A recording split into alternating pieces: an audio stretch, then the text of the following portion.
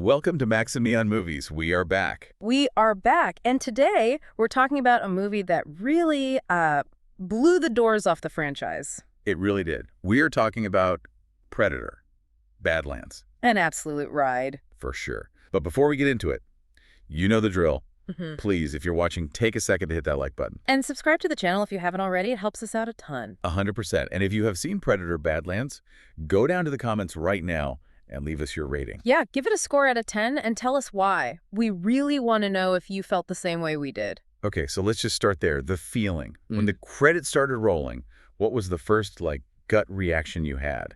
Did it even feel like a Predator movie to you? You know, it did, but in a totally new way. My first feeling was just exhilaration, pure adrenaline. It felt so big, so explosive and kinetic. It just moved so fast. It was thrilling. See, that's so interesting because my very first feeling coming out of the theater was, I think, a kind of disorientation. Really? Yeah, Disorientation? What? It was just unsettling. Not in that classic Predator horror way, the dread, the stalking in the jungle. Right, not the suspense. No. It was unsettling because the tone was such a complete 180 from what I was expecting. I walked in ready for that gritty survival horror vibe, and what I got was this massive, non-stop action-adventure film. A total detour. A total detour. And for me, that shift was what was jarring at first. I had to, readjust my brain. I get that. It definitely wasn't a horror movie. It was a blockbuster. An expansive, high-stakes home run of a blockbuster with, humor and action just packed in. And that leads right into the thing everyone was talking about before it even came out. That kind of, that Disney-ified feeling. Ah, yes, the big debate. We have to talk about it, right? Because you have this iconic, R-rated, super violent franchise. And suddenly it's PG-13. Exactly. And when people say Disney-ified, that's what they mean. It's that feeling of softening the edges to make it work for, everybody. Which, you can see why that would make the hardcore fans really nervous.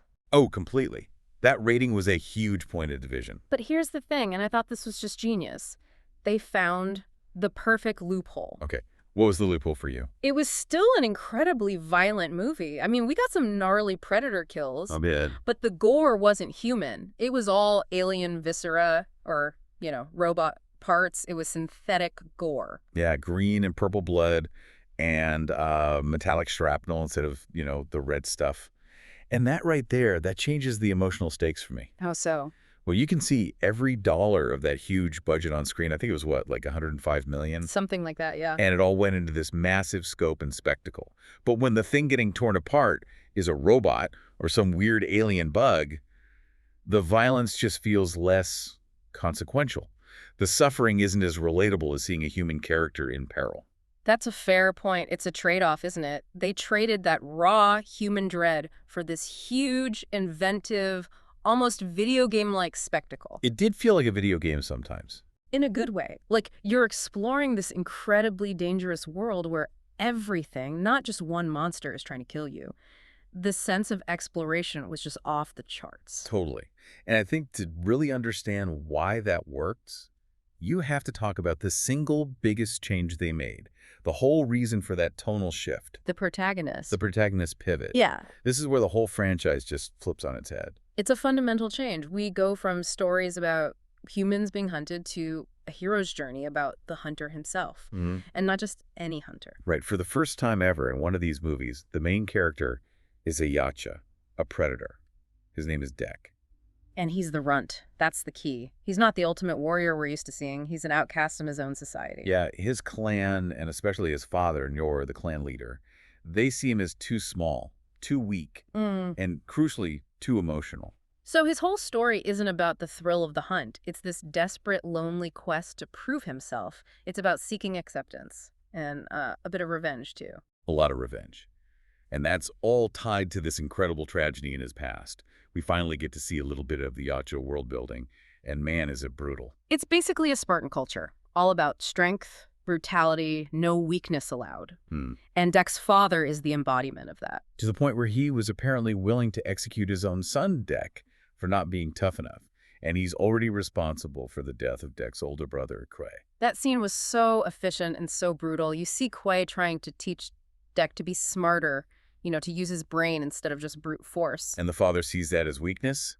So he just gets rid of him. It Mhm. sets up this impossibly high, abusive standard that Deck has been trying and failing to live up to his entire life. So when Deck goes on this mission, it's not just another hunt. He's going after the A palace. Kalisk, yeah, this mythical creature that no predator has ever managed to kill before. It's his one last shot. If he can do this, he can earn his place. He can finally prove he's not the runt, and that instantly flips the predator from this faceless monster into this struggling underdog. Did you find yourself relating to him? I mean, it's a silent alien warrior, but I was surprised by how much I connected with his struggle. Completely. I mean, who hasn't felt that need to prove themselves? That feeling of trying to live up to some impossible expectation, whether it's from a parent or just, society. It's a universal feeling. It really is. Even though he's a 7-foot-tall alien, that core emotion, that need for approval, it just lands. And what's interesting is we never learn a ton about the Kalisk itself. It's more of a symbol, right? It's Mount Everest. It represents this impossible goal he has to conquer to prove his worth, because he's spent his whole life being told he's worthless. And the person who told him that the most was his father, Yor. Mm-hmm. I want to go back to him for a second, because he represents everything this movie is trying to move away from. He's the old guard, the embodiment of that warriordom culture, all brute force, all aggression, no room for anything else. So that final fight between Deck and his father, back on Yacha Prime, it's not just a fight, it's the climax of that whole ideological struggle. It's Deck rejecting everything his father stands for. It's perfect. Now, I've heard some people say that they felt his father's defeat was maybe a little too quick. I have too, and I couldn't disagree more. Me neither. I think people who say that were missing the entire point of the fight. Exactly. Deck doesn't win by being stronger. That's his father's game. He can't win that way. He wins by being smarter. He uses the environment, he uses the heat and the dust from the ship's engines to create a A storm. dust storm, yeah. It's such a great detail because his father, the traditionalist, is relying on his cloak, his tech, his heavy weapons. He's predictable. But Deck, who has just been through hell on this alien planet, has learned to be resourceful. He uses the dust to make the cloak useless. He turns his father's greatest strength into a weakness. It's an intellectual victory, not a physical one. It's the ultimate payoff for the lesson his brother, Quay, was trying to teach him all those years ago. He's not just a killer. He's a tactician.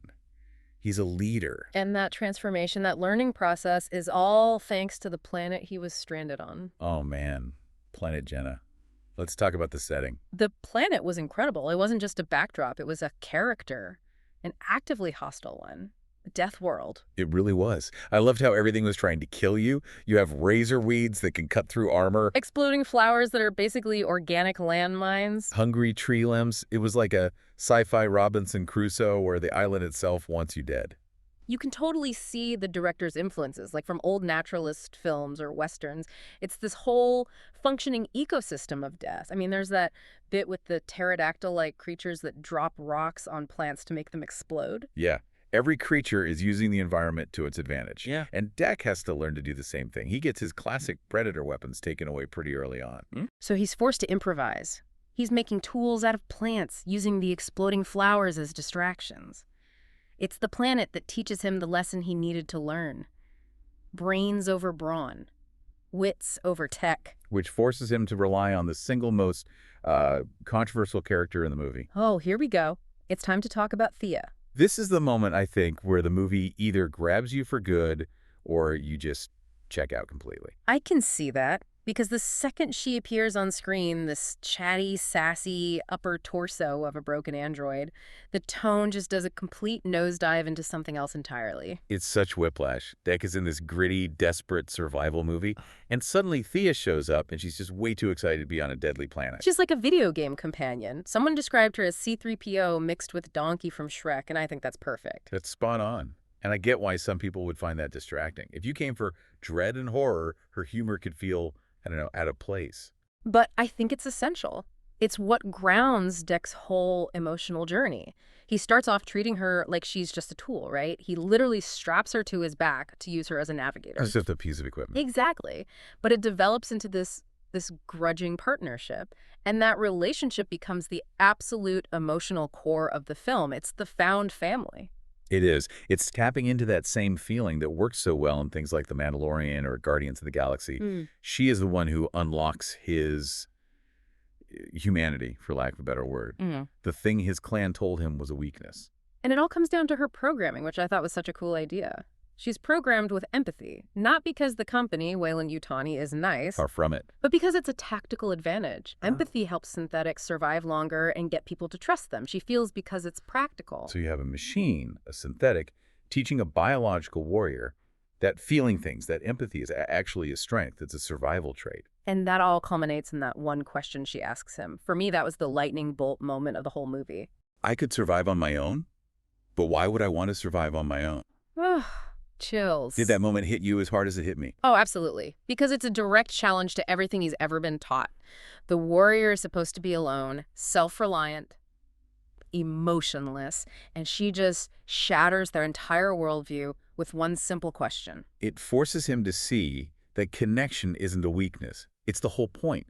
It's a message about letting go of that toxic idea of what strength is supposed to look like. The moment he starts treating her like a partner, not a tool, is the moment he starts becoming the leader he was meant to be. And we have to give a shout out to the performance, because Elle Fanning is basically playing two different characters here. She's incredible. She's Thea, who is all heart and empathy. And then she's also playing her sister, Tessa. And Tessa's the complete opposite.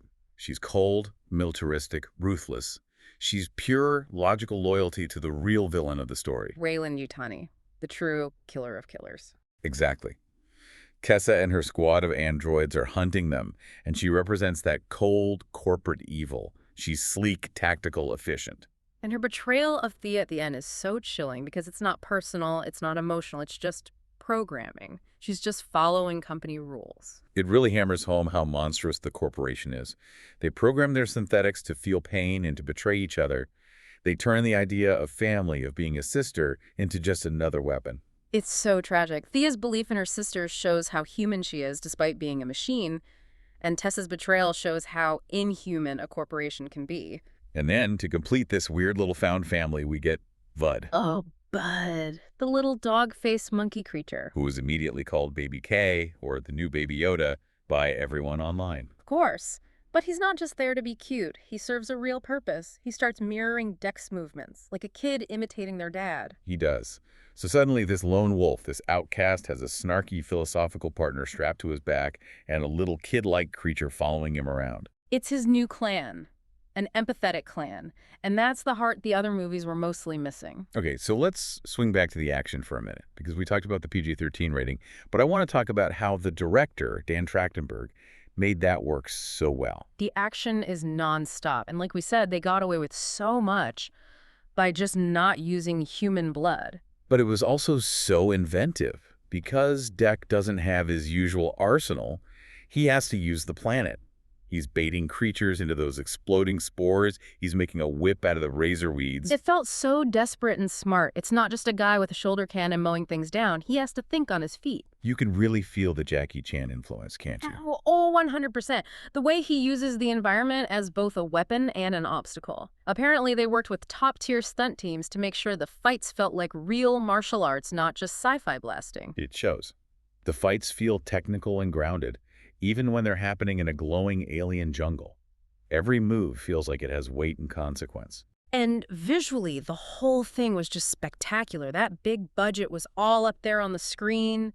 The Yaitja Prime cityscapes, the jungles on Jenna. It was breathtaking. The level of detail in the world building was insane. Even if it sometimes felt a little bit like a video game, I think here, that actually worked. It made you feel like you were exploring this new, dangerous world right alongside him. And that world is explicitly connected to another massive universe.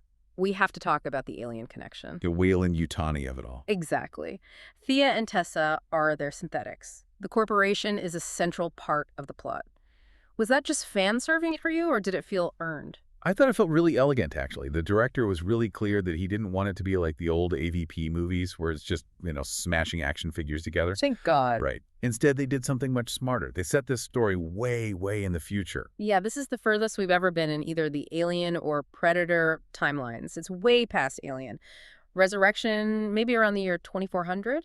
And that gives them so much room to play without messing up any other stories. They just use the corporation and the synthetics as these little touch points to connect the worlds. And it makes Weyland-Yutani the perfect villain for this kind of PG-13 story. They're this faceless, amoral evil. They're the real monster. The ultimate unstoppable entity that doesn't bleed. Mm-hmm. The real struggle is against this corporate cancer, even more than it is against the callous. And that's what ties it all together so neatly. If you don't know the Alien movies, it still works. They're just a bad company. But if you do know the lore... Oh yeah, then you feel that extra layer of dread. You know just how powerful and ruthless they are. It was a great move.